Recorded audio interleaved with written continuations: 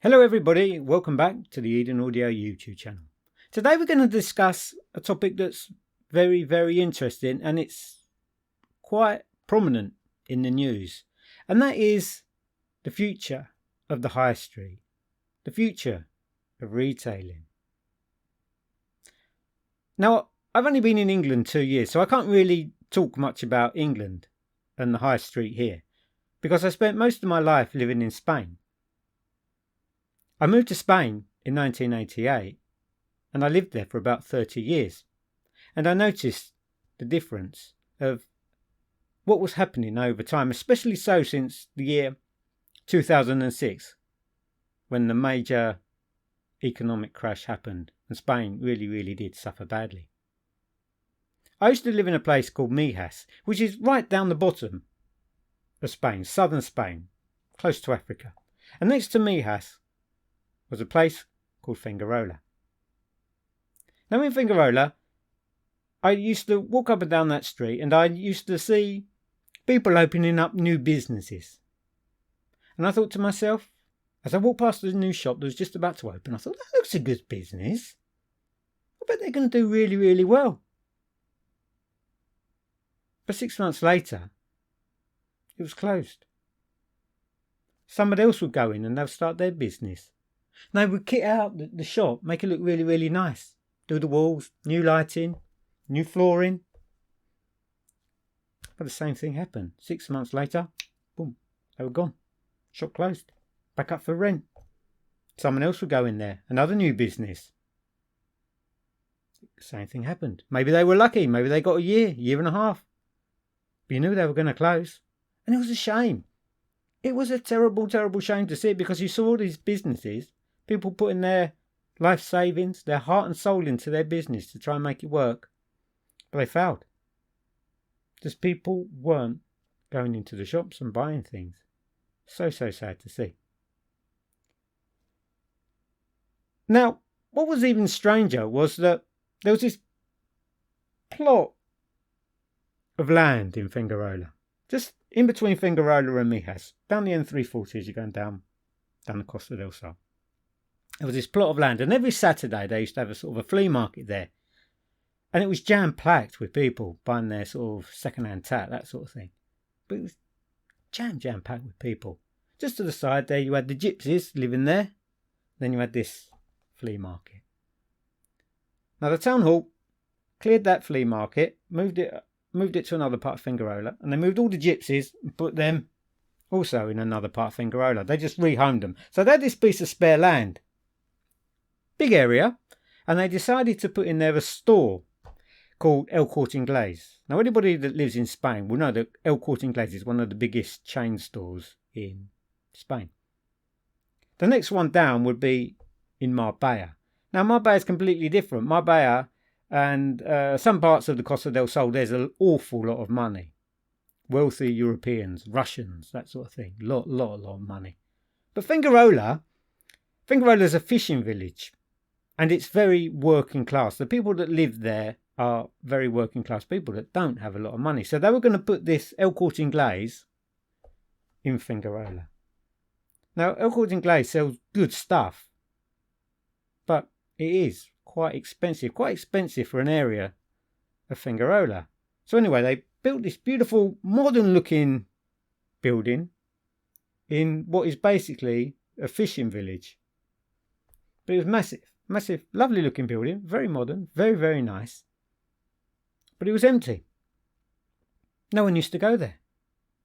Now, I used to go there every single day because obviously I work in selling products, and I had to go and post the goods that I sold off into El Corte Inglés, because in the basement of El Corte Inglés they had a post office, Correos. So every day I used to have to go to Correos and send off the goods I'd sold. And the most busiest part of El Corte Inglés, this shopping centre, the most busiest part was the post office. The rest of it was just a few people wandering around. You used to see the staff chatting amongst themselves. And I couldn't fathom out how this place managed to stay open. Who was paying the bills? It must have been subsidised from other El Corte Inglés in different parts of Spain, they were subsidising to keep it open because it must have been hemorrhaging money. There just wasn't enough footfall in there to keep that kind of building and that kind of staff going. I just couldn't work it out. But the point I'm trying to make is that people just weren't going into shops, physically going into shops and spending money. Terribly sad. Terribly sad to see it. But me being daft as I am, daft as a brush, not doing my homework, when I started up my business, I thought I would open up a shop. Big mistake. Big mistake. Just didn't do my homework at all. And I realised, just like all those other people that had all their dreams of opening up a shop, making it successful. Terrible year. Oh, I absolutely hated it. What a waste of time. No one went to shops anymore. No one walks in to a shop to buy things. Very few. The only shops that were surviving in Fingarola were shops that had been there for 10, 15, 20 years. They were the only shops that were surviving. Even they were struggling because, as I say, no one was going in them at all. So I opened up this audio shop and I realised it within weeks. What a huge... My naivety was incredible. What a huge mistake I made. Hold my hands up. Massive mistake. Didn't do my homework at all on that one.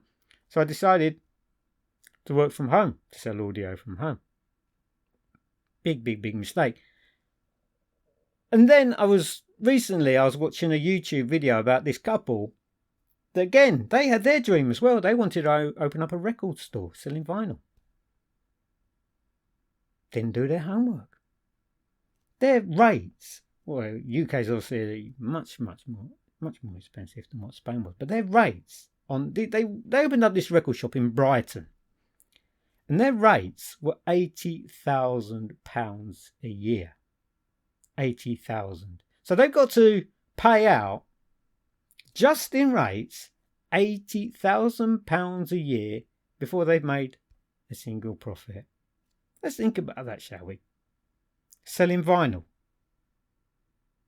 and you've got to pay £80,000 a year before you've even made a profit or paid any of your other bills.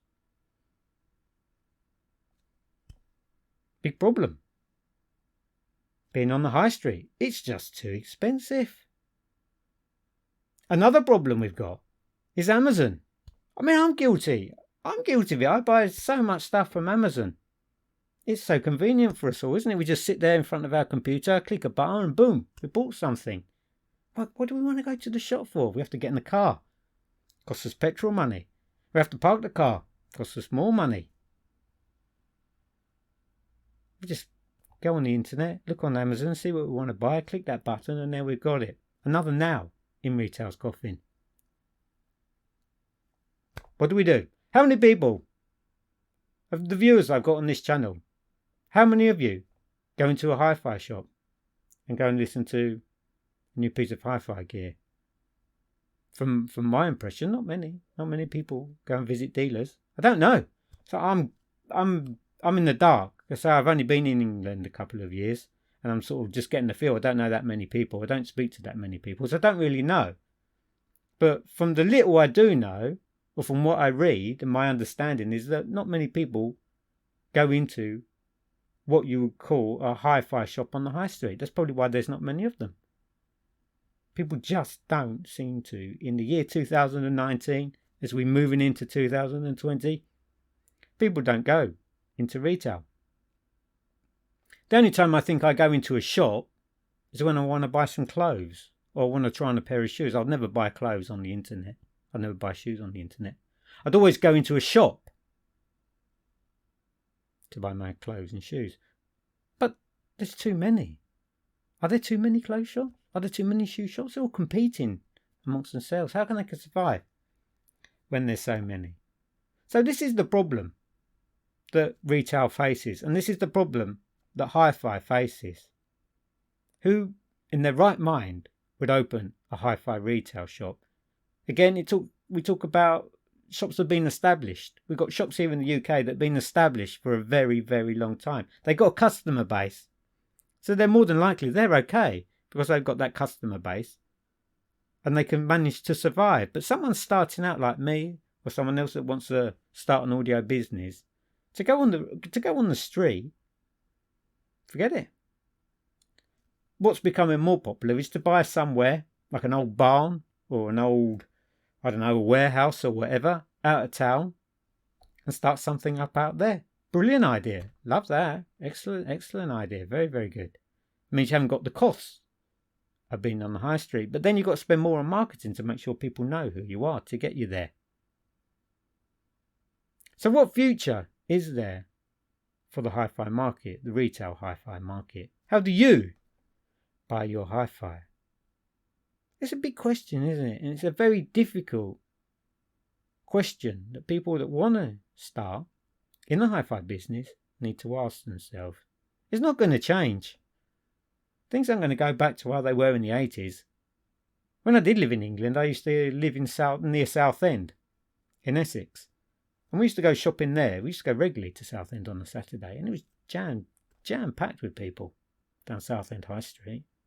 Not anymore, I doubt it. I can't remember the last time I saw a packed high street with loads of people buying. I go into Debenhams here in Taunton in Somerset. Always empty. And Debenhams are struggling. You can see why. They've got nice clothes in there, but they're struggling because people just don't go in there.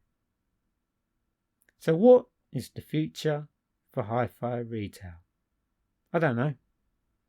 I really, really cannot answer that question. So I'd like you, in the comments down below, is to give me your feelings, your viewpoint on what you think is the future for hi-fi retailing. Thanks everyone. Take care. Have a great day. I'll be speaking to you soon. Bye-bye now.